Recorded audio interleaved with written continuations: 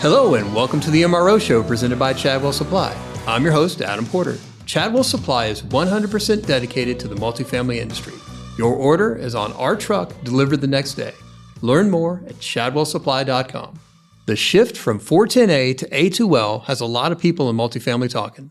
To give us some perspective on this today, I'm excited to be joined by a true HVAC industry veteran, Matthew Trotter, Director of Education here at Chadwell Supply. But Matt, you haven't always been Director of Education at Chadwell Supply. You spent a lot of time turning wrenches in commercial refrigerant, haven't you? Yes, I have, Adam. About 25 plus years in commercial refrigeration, in chillers, and then with manufacturers as a manufacturer rep for residential and light commercial products. So it's safe to say that you and a lot of us who've been in the industry for a while have been through a refrigerant transition like this before? Yeah, absolutely we had. We had it back in 22 and we transitioned over to R410A. Yeah. I remember when 410A was going to come out and save us from R22. That's the truth. The whole thing was going to save the ozone layer. And you know what? It actually did, to be honest with you. Yeah, they actually have a date right now for, I think it's 2050, when the hole in the ozone will actually be healed and put back together. So I guess something's working. That's pretty incredible. But we had about a 20-year transition for this. 20 years, yep. A little bit different this time, though. Well, it is going to be a little more aggressive this year. And the funny thing is about these transitions, there's always an uncertainty. There's always what's going to happen next? Is this dangerous? What do we need to do? Well, let me just real quick for our customers out there. There's a lot of questions. Sure. There's a lot, but know this. Chadwell Supply, all of us here are going to be there the whole time to support our customers. We're not going anywhere. We're going to get all the information we find out. We're trying to just get out to our customers to keep them informed. So we're partnering with them and we're not going anywhere. We're here to help. We're here to make this transition as smooth as we can. Absolutely. That's a great message for people to hear because we know that there's some sources out there putting out some fearful stuff. There's some questions out there. There's some alarmist nature conversation out there.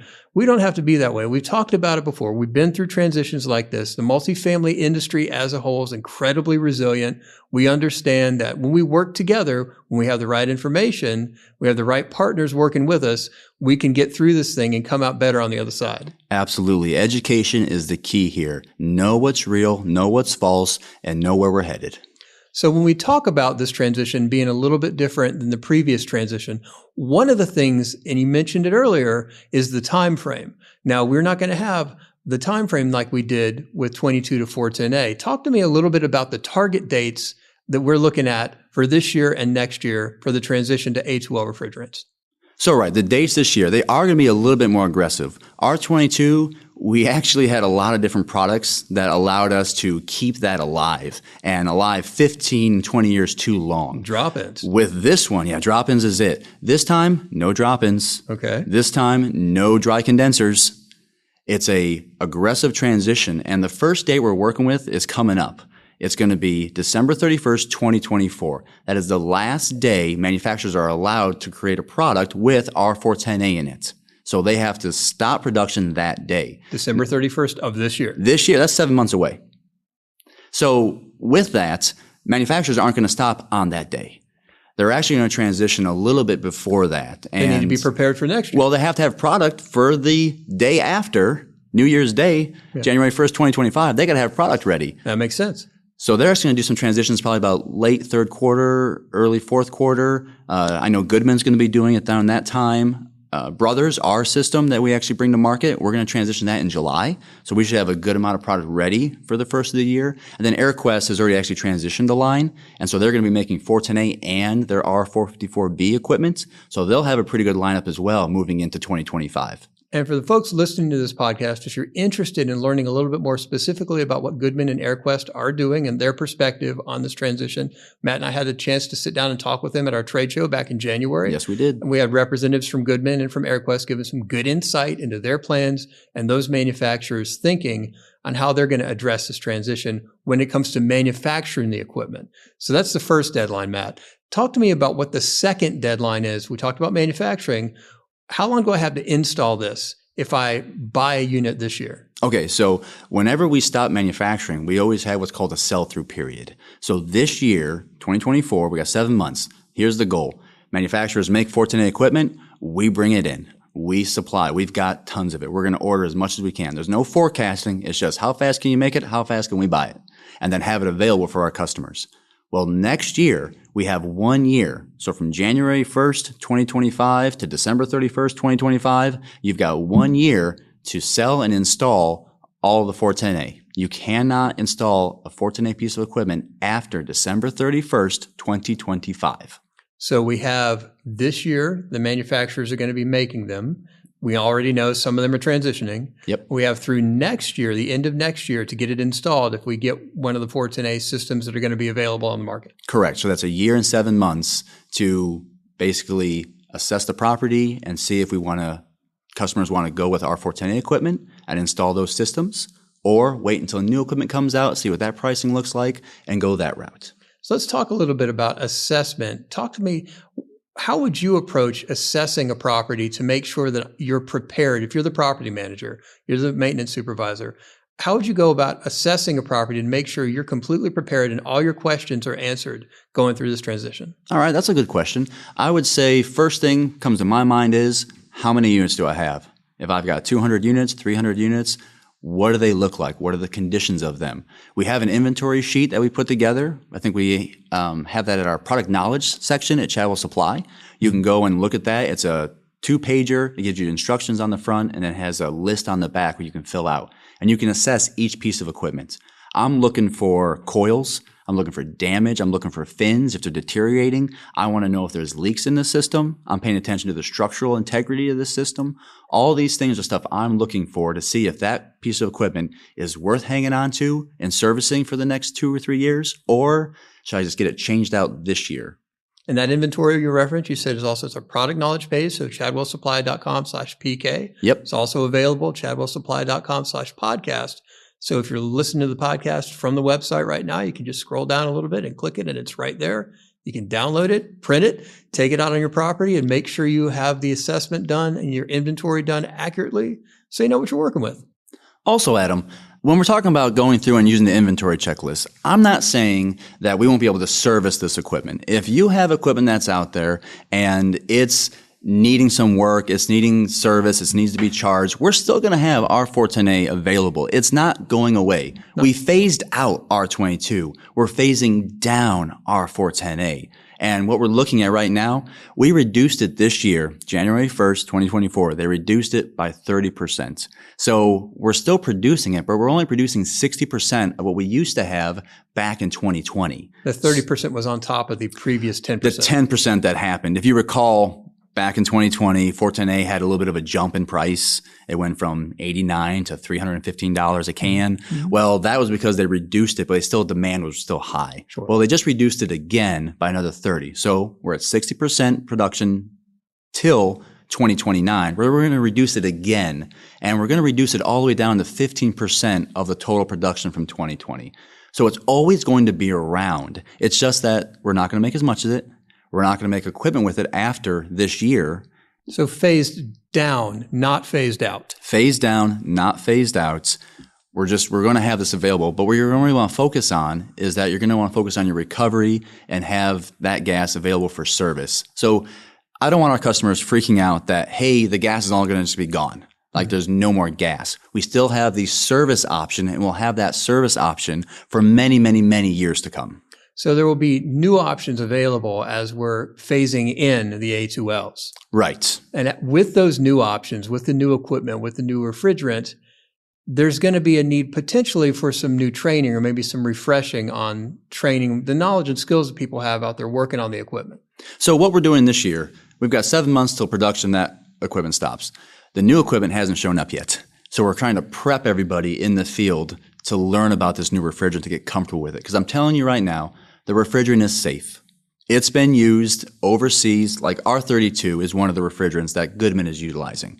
That is a core refrigerant used in many other refrigerants. It's actually 50% of what R410A is. So we've been using it for 30 years. It's been around a while. A long time. And since 2012, they've used it over in Europe as a standalone refrigerant. We're just now adapting it over here in the U.S. So it's got a long track record. It's proven, it's safe, it's efficient, it's checking all the boxes that we're trying to check, the EPA is trying to check Absolutely. as we're bringing it over here and entering the U.S. market on a more wide scale. Right. And the other refrigerant, R454B, that one was actually made and designed for this transition. Also, part of it is R32, and the other part is 1234YF, which if you have a new car, if you look under the hood, you'll probably see that refrigerant in there. So we've been using that for quite a few years here in the U.S. as well. And then when we talked to the folks over at AirQuest, they said they'd been doing some tests on the R454B for a while now. So that's another long-standing proven refrigerant that, again, why it might be new sounding, it's not a new product. Right. And it's really not out of the bounds. We're not doing something completely different. These refrigerants are going to act and work just like R410A. They use the same oils. They really do size up the same way. The cabinets themselves are the same size cabinets. So the coil sizes aren't even really going to change. Only the compressor and the expansion valve. So all around, the equipment is going to look and feel exactly like what we're used to. That makes me feel really good going in. But if I still have some questions, if I hear, A2Ls are mildly flammable, and folks are going to say, well, let's be honest, we're going to be a little authentic, take some of the filters off a little bit right now. So there's some fear mongering that's going on out there. Yes. You jump on social media, you listen to some of the groups, you listen to some of the news reports that are out there about this. And there's some people out there that are saying some things that might get people a little concerned, maybe a little bit scared about working on this equipment. I know that you guys in the education department at Chadwell University have put together some webinars that people can go to, they can sign up for. Tell me a little bit about those so folks understand what they're going to be getting if they sign up. So our goal from Chadwell University right now this year is to get everyone as educated as we can, because we walk in truth and we walk with facts, right? We don't go by myth. We don't go by hearsay. We want to go by what the actual data says and what is truth and factual about the refrigerant. We're doing a webinar every single month. It's free. You can join. It's about 2.5 hours, and there's a test at the end. Extensive, yeah. It's extensive, but we're talking all about the refrigerants, both refrigerants, the storage of them, how to use them, how they're made up, the flammability of them, why it's so safe to use. All these things are being addressed in these webinars, and we want our customers to have comfort and to know that this refrigerant is safe to use in the United States and at their facility. So you're addressing those concerns. And at the end, you're doing Q&A. So people, if they have any specific questions, they can ask the questions and get them answered in real time. Yes. From people who understand this refrigerant, who've been working on these machines for a long time. Yeah, it's not recorded. It's all live. So they can ask questions as we go. We always get tons of questions that come in. And if I'm out there and I'm a property manager, I'm a maintenance supervisor, and I want my guys to have the training that I feel like they're going to be comfortable working on this. You guys are still doing on-site training as well, correct? We do in-person classes. We do on-site training. We have them right now across the country. I've got my trainers out there doing a lot of in-person trainings for HVAC, CPO, EPA. We're out there every week, Adam, training our customers. And when you're out there talking to the maintenance professionals that are working on the equipment, what kind of questions are they asking about the A2L transition? Oh, first off, when they bring it up and we start talking about it, because we try to add it into all of our HVAC classes, a little bit like the first hour, we're going to talk about the transition. And every time we do, they all look at me and say, is this safe to work with? And we say, yes. Here's the reasons why. And we go through the safety, everything that's about it, why it's so safe, and why the handling is going to be okay. The next questions that we have are, how is my job going to change with it? It's like, well, some of the procedures that we call best practices that we used to sometimes do every so often are now actually going to be required. So we're going to be using more nitrogen to sweep to keep things safe. We have to do pressure testing. Leak testing is a big deal. And evacuating the system is going to be a little more critical than it was before. And then I say the last question that really comes up is, what do I need to do my job? Sure. If I'm looking at my tool bag, if I'm looking at my pack out, am I going to have to update my tools? The tools I have already going to work with A2L refrigerants and equipment? Correct. And just like from 22, when we transitioned to R410A, it was always, hey, do I need new gauges? Okay, yes. Do I need new hoses? Well, sure. All my hoses were old and cracked, and I found all the leaks, and every single time when I transitioned to R410A. Well, with this, we're going to have some new tools as well. Matt, that sounds like a great opportunity for another conversation to sit down and do a deep dive into the tools we're going to need, the tools we're going to keep, and then also the tanks. I know they're going to look a little bit different too. So I'd love to sit down with you and have that conversation. Oh, I'd be happy to have that conversation. Absolutely. But as we're closing out this podcast episode here today, talk to me. What is your top key takeaway that you want folks listening to this podcast to remember? Oh, let's see, Adam. I'd have to say key takeaways. Well, first off, I'm definitely just going to say this. Chadwell Supply is going to be there every step of the way with our customers. We are truly partnering with you through this. We're going to be here when new product comes out so we can tell you all about it, how to install it. We're going to be here as any other changes happens. So I just want our customers to really know that that is what we are all about. Being there with you, partnering with you, and knowing that we're going to completely support you through this entire transition. Absolutely, 100%. And the other takeaways, let's see, number one's got to be dates. Definitely write down those dates. December 31st, 2024, last day for product to be made. December 31st, 2025, last time you can install an R410A product. So we got a year and 7 months to really kind of go through and make that work. After that, I would say we're looking at assessing the property. Really going through and seeing what products you have, which ones can make it throughout the next year, which ones you should replace, and deciding, for your property, whether you want to go with R410A right now and next year or wait and transition over to the new products after a year and a half. Third takeaway's got to be training. It's got to be education.